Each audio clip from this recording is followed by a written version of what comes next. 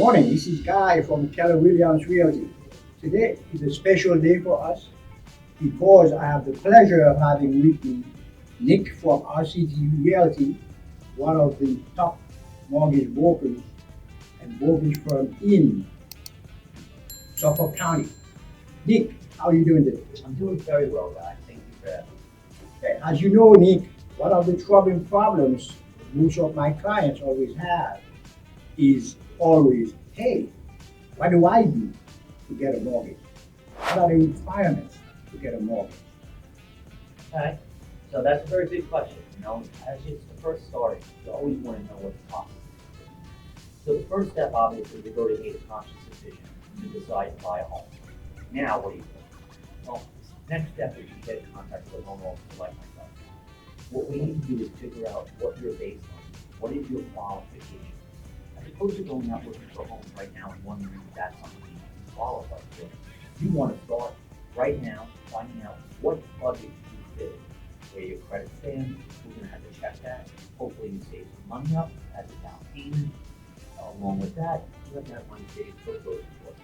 In general, there are a lot of other types of loans that have come out lately, but that is the general way of going about it. Get this situation, sit and have a conversation with a loan officer, and then you can go out and start working with your agent so that you understand where your budget fits. You don't want to start looking at $1 million homes which are qualified for $600,000.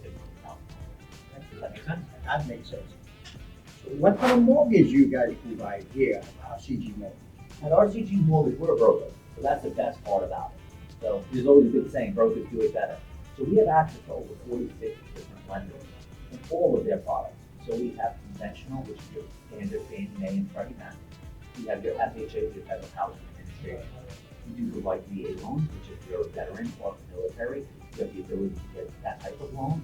We do USDA loans, and then every other product underneath. There's a lot of products you're not familiar with, self-employed borrowers, 1099, along with bank statement deals, 12-month to 24-month bank statements. There's a lot of different programs out there, but those first 5 or 6 are your general. And then if you don't qualify for those, you have to go over there further. A lot of business owners tend not to show a lot of income, but they do make a lot of income. So there's different programs for them, for the self-employed. Well, I'm glad you mentioned the qualifications. So can we get into that? What does it entail for someone to qualify for a special or loan? Well, it all depends upon the individual situation. This is not cookie cutter because something that you would want and you have in your family is going to be different than someone else. Your income, your credit score. So the requirements to get started, you have to have a decent credit score. We can go, different loans can go down to as low as 560. You have to have an income. So the bank wants to figure out, okay, if you want to buy X home, how much money do you make to afford Y home, right? So X and Y, do they make sense? You have to make more money than your mortgage payment is there. In general, about 49.9% of your income can be utilized to go towards a mortgage. The old school adage is around 43% debt to income ratio. We do have an allowance for a little bit higher. So how about now? Everybody is talking now about the interest rate and things like that, and we just noticed that almost everywhere you live, right, the interest rate has come down.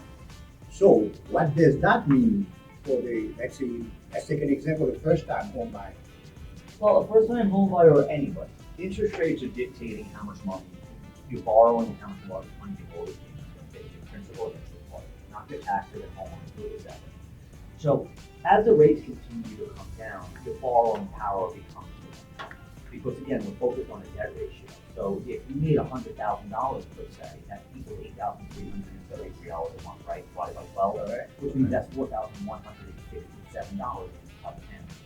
Why did I cut it in half? That's a 49.9 debt ratio. I averaged up the 49. So in that case, someone that was looking to buy a home that made $100,000, their maximum qualification for their debt ratio is 4,167. And that's subtracted their car payments, their student loans, their credit card minimum payments, and that's how you can figure out if they qualify for full income.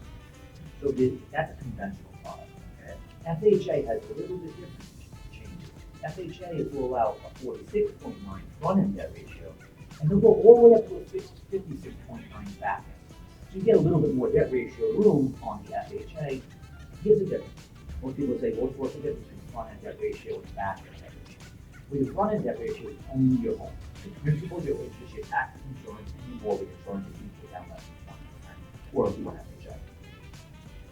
Aside from that, then you have your credit cards, your student loans, and car payments. That encompasses the back. So the front 46.9, but now you have some other debts on your credit, it can go all the way up to 56.9. Nowadays, there's really no difference between FHA and conventional in the quality. There's an old school adage back about 15, 20 years that FHA was worse than a conventional loan. And that's a lot of real estate agents are like, oh, it's FHA, afraid of this. Truth of the matter is, it's just another product. It's got bad rap from back in the day because they let lower scores come in. So back 10 years ago, 15 years ago, before the collapse, there was something called no doc, no ratio loans. Yes, And people tell you whatever they want to make. I make $100,000, $1 million and go buy a house. So, but during that time, FHA was allowing lower credit score borrowers to get into those homes because they were able to show the full income. So actually, it's more of a qualified borrower. So as time has passed, FHA has gotten really well. They've worked with their borrowers. It's the Federal Housing Administration. They're backed by the government. So they're providing loans to you. So it's a very quality loan nowadays, not like it was. Right. So I'm very happy with this because, again, we knew how FHA had got in that bad rap, so on and so forth. Can I add one thing? You know, this is for everyone that's out there right now or thinking about going out there and looking to buy a home. Here's the truth. If you're looking in Long Island, right now, year over year, we went up over 6.8% from 2022 to 2023. That increase was while the interest rates continued to rise.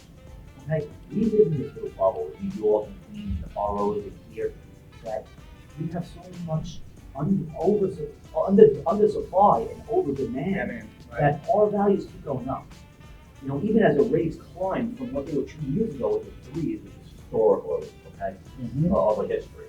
And then we're not, hopefully we don't see that back because otherwise we'd be in the position where we are today. That's correct. So you've seen it go from those threes up to, we peaked at 8.375 in this year. And now they're coming back down. That's the question. We're trading on average around 7.1 right now, which is right before the holidays, everybody. So we should read this later or see this later. So that has changed. But as people are starting to come out, because all those people that said, I'm waiting for the rates to come down, guess what happened? Right now, 1 in every 5 people that want to buy a house out there, right? You've heard so many people. What do they say? I'm waiting for the rates to come down. The rates got to come down. Yes, sir. And that's exactly the issue. So if 1 out of 5 people are looking, and it's still competition for those homes, and it's still going over the values, right? The values are still rising. What do you think, guys, is going to happen when the rates drop? As they keep coming down, instead of 1 out of 5 people, maybe 2 out of 5, 3 out of 5, and they keep going. All that's happening is rush hour. You're waiting for rush hour to happen by waiting for those rates to drop because you're going to be competing against more borrowers. And on average, I don't care who you are, unless you're Elon Musk, out there. More people, other people, 100 people will probably, more people have more money. And they might have more desire to buy that house, might be willing to go above asking. So your competition, as the rates drop, is going to get stiffer. I'll give you one real answer. Did you know that if the interest rates drop, let's say at 1%, let's say they went from what is today 7% down to 6%, in 6 months from now, right? Did you know the values of homes would increase 10%? A 10% increase with a 1% interest rate drop, that your payment is almost the same. Actually, almost the same. Why? Because the house is paid for. We'll warn you that puts more of a down payment down. Right. And in that calculation, it gives about $75 less a month. On that same house at $600,000 today, or versus $650 later on, at 10% or $660, 10% more, the payment becomes the same. The competition is going to be there. So now would be the time to get in the market as the rates are dropping, so you already figured out what house type of home you're looking for. And then as you're out there, the rates are getting better, the quality's getting better, right? So that's just the one thing I want to add. No, I really appreciate that because those are the kind of questions that we get asked as realtors. And many times, we don't have the answer. That's why I'm so happy I had a chance, to deal with that aspect today with you. And then we will definitely have a follow-up, video on that. Absolutely, yeah. No, Definitely have a follow-up. Because this is the fault of the matter. Because hell, if you don't have your mortgage broker, if you don't have your qualification, you're never going to sell a house. Therefore, nobody's going to be able to. you're not gonna sell, you're not gonna be able to buy, you need the opportunity to sit and have a full discussion. This is not the time where it's like someone said something, oh, I read it on the internet. This is, you need to have a conversation about the future. You're not buying a pair of shoes that can be gone next year, you're buying a home. That's a 30-year commitment for the most part, or you gotta jump through hoops to sell it and list it and do all that. So you really wanna know what your qualifications are. You want someone, a loan officer that's gonna answer the phone at, nighttime at 8 o'clock at night or on a weekend while you're out there looking at those homes. And there's one other thing, you didn't ask me the question, but I'm gonna actually ask myself the question. Okay, let's see that one. How much money do I need to save to put down on a home? The old school mentality used to be 20%, right? You have to save 20%. Well, nowadays, especially when you get 2023 going to 2024, there are programs out there as first-time home buyers that you can get them to 3%, conventionally, 3.5% FHA. As a veteran, you can put down zero. You qualify for a zero down. As long as you can prove that you're a veteran. That's correct. That's Right? correct. And then every other type of loan. You're gonna hear a lot of new banks coming out there, 1% down payment, or they will give you something. There's a lot of things out there. What you need to do, sit and have a conversation with the loan officer and explain your situation so they can find the right product for you. Right? Make sense? Right.